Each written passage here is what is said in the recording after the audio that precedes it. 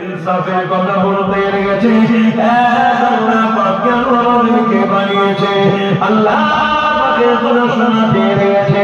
এই খবরটা চতুর্দিকে ছড়িয়ে যায়, চারিদিক থেকে বলো আমার রাসূলুল্লাহর কদমে এসে ঈমানের জোরে কলেমা পড়ে মুসলমান হতে লেগেছে।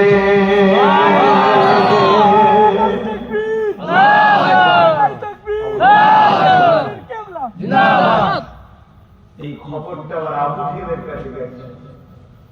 যে মুহাম্মদ সাল্লাল্লাহু আলাইহি ওয়াসাল্লাম এখান থেকে বার করে দিলাম, তিনি আমাদের এখান থেকে তো চলে গেলেন, কিন্তু তিনার মিশন যেটা অন্যায়কে মিটাও, অন্যায়কে প্রতিষ্ঠিত করো, সেই মিশনে কিন্তু তিনি এখনো কাজ করছে এবং দুনিয়া থেকে মানুষ মদিনামুখী হচ্ছে। বলুন সুবহানাল্লাহ। আর আবু জেহেল চেয়েছিল মানুষ যেন মদিনামুখী না হয়। আজকের কিছু মুসলমানদের মধ্যে আবু জেহেল মার্কা আছে, তারাও হাজীদেরকে বুঝাই মদিনায় যেতে হবে না।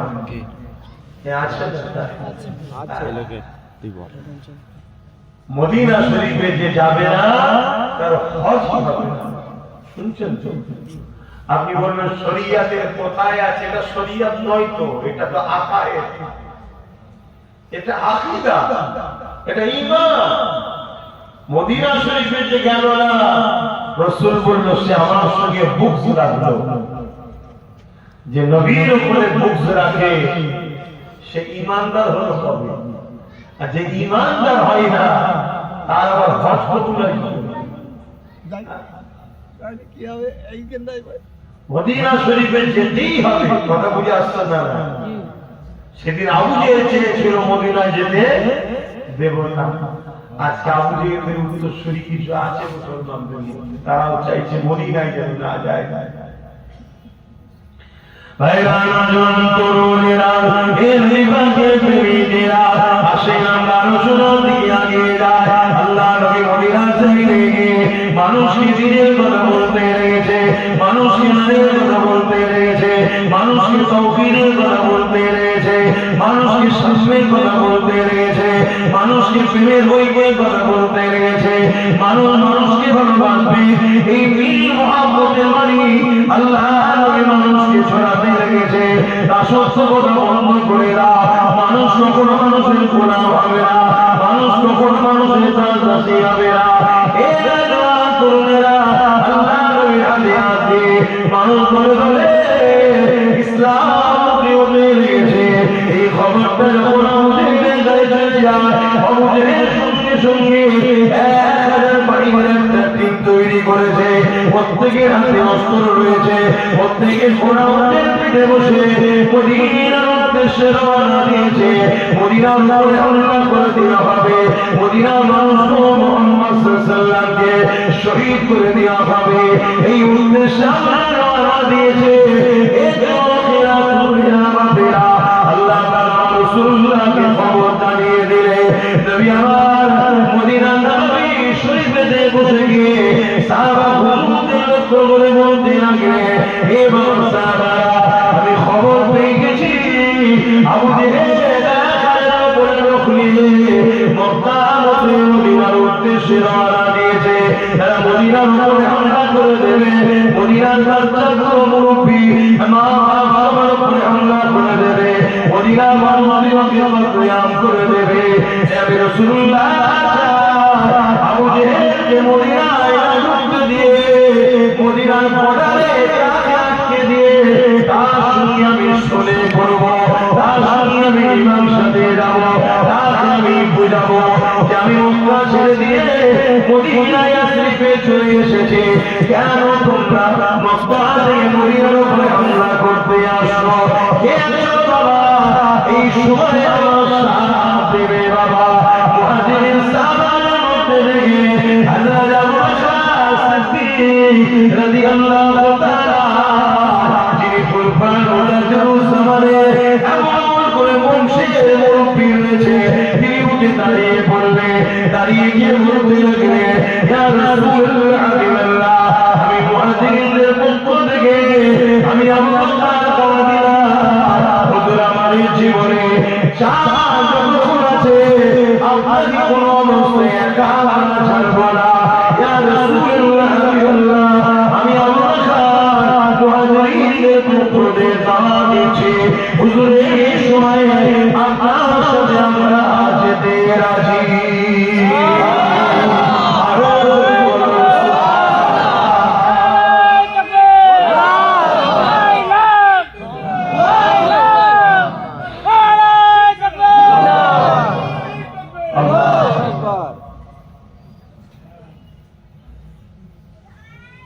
আনসারী সাহাবা হুজুররা চুপ করে আছে কাদেরকে মুহাজিরিন বলা হয় জানো তো আর কাদেরকে আনসারী বলা হয় জানো তো আরে হ্যাঁ কি না বলছি সবাইকে জিজ্ঞেস করছি কাদেরকে আনসারী বলা হয় জানো আর কাদেরকে মুহাজিরিন বলা হয় জানো হয় হ্যাঁ না কিছু একটা বল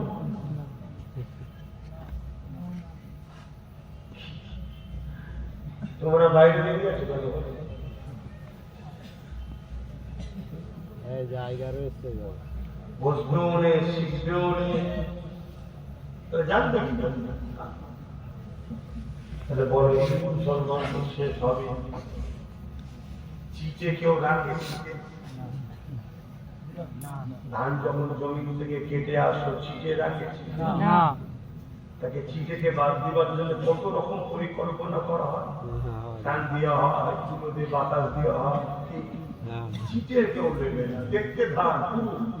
কিন্তু তার মধ্যে অরিজিনাল চাল নেই অর্থাৎ দেখতে মুসলমান ভেতরে অরিজিনাল ইমানটা নেই তাকে আল্লাহ রাখবে এই চিটে যখন বেড়ে যায় আল্লাহ জালিমদের ঘরে ক্ষমতায় বসায় তাদের হাতে চিটে সাইজ করবে আর চিটের সাথে একটা তো ভালো ভালো যায় না যায় যারা চিটের সঙ্গে পীড়িত করছে তারা চিটের সাথে মরবে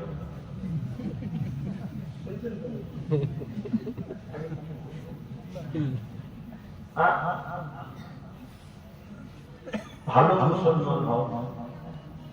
বলবো এটা শিক্ষার জায়গা তোমার আমার ধর্মীয় মজলিসের জায়গা এসো কিছু এখন বসতে সমস্যা এত মানুষ বসে গেছে তোমরা বলো যদি জানতাম আসেনি আলাদা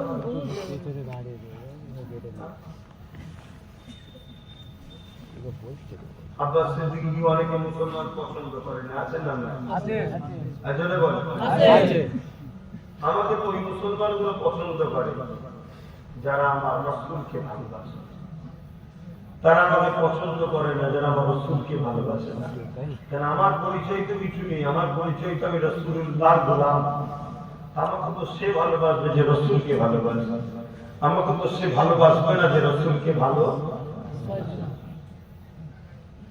কেন আসুন না আমি কোনটা ভুল করছি ইসলামের বিরুদ্ধে করছি আমাকে দেখান না ইসলামের বিরুদ্ধে নয় আপনি ইসলামের দুশমনদের বিরোধী করেন ওটাই আমাদের খারাপ লাগছে তাহলে আপনি ইসলামের পক্ষে হলেন কবে ইসলামের দুশমনদের বিরোধী করলে আপনার কষ্ট হয় তাহলে মুসলিমদের মধ্যে ওই চিটে মার্কা মুসলমান আছে না আছে সব হুবাহু মুসলমান মানে হুবাহু খান ভেতরে চাল নেই অর্থাৎ ঈমান নেই হাওয়া দিয়ে শেষ করে দিতে হবে আমার আল্লাহ জালিমদেরকে বসিয়ে গুলোকে শেষ করে আর একটা তো ভালো চালও চলে যায় না ধান আমরাও কিছু যাবো কেন যাবো এই জন্য যাবো আমরা ওদের সঙ্গে মিশে ছিলাম তাই ওদের সঙ্গে মিশে ভালো ধানটা মিশেছিল তো জোরে হাওয়াতে একটা তো ভালো চলে যায় না আমরাও মিশে ছিলাম তাই একদম দুজন যাবে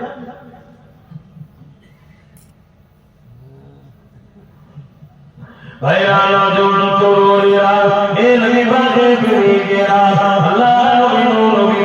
নবী আনসারী সাহাবাদের লোক করে বলতে লাগলে এ আমার আনসারীরা তোমাদের কি মতামত বলো আনসারী সাহাবাদের মধ্যে থেকে এমন সময় সাহাবী উঠে দাঁড়িয়ে দিয়ে বললে ইয়া রাসূলুল্লাহ হাবিবাল্লাহ আমি আনসারীদের পক্ষ থেকে হুজুর আপনাকে দাওয়াত দিচ্ছি যেদিন মক্কার মানুষেরা আপনার উপরে জুলুম করেছিল অত্যাচার করেছিল আল্লাহ পাকের হুকুমে আপনি হিজরত করে আমাদের ইয়াসরিব মদিনাতে এসেছিলেন ইয়া রাসূলুল্লাহ হাবিবাল্লাহ আপনি আশা করে আমরা আকাশের চাঁদকে যেন হাতে পেয়ে গেছি ইয়া রাসূলুল্লাহ হাবিবাল্লাহ আপনার হাতে হাত দিয়ে আমরা যখন বায়াত দিয়েছি ইয়া রাসূলুল্লাহ হাবিবাল্লাহ সেই দিন থেকে আমরা অঙ্গীকার করেছি এ জান আমাদের নয় এটা আল্লাহ রাসূলকে দিয়ে দিয়েছি ইয়া রাসূলুল্লাহ হাবিবাল্লাহ যেমন কোন খুশি আপনি খরচ করবে হুজুর আপনি কি বলছেন আপনি কেন আমাদেরকে জিজ্ঞাসা করছেন হুজুর হুকুম করে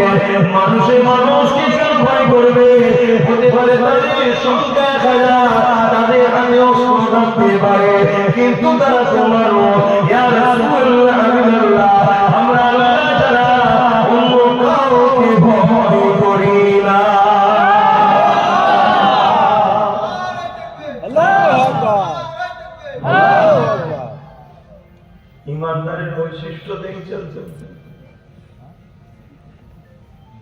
আজকের দিনও লড়াই আগামী দিন হচ্ছে আরো হবে আগামীতে আরো ভয়ানক হবে জালিমদের হাতে অস্ত্র থাকবে জালিমদের পাওয়ার বেশি থাকবে জালিমদের হাতে অনেক ক্ষমতা থাকবে জালিমরা দ্বীনের দুশমনি করবে দ্বীনের পক্ষে দাঁড়িয়ে জালিমদের মোকাবেলা আমাদেরকে করতে হবে না আমিন ধরে বলুন আমিন কিন্তু তখন যদি বলে যে হুজুর ওদের হাতে অস্ত্র আছে ওদের হাতে পাওয়ার আছে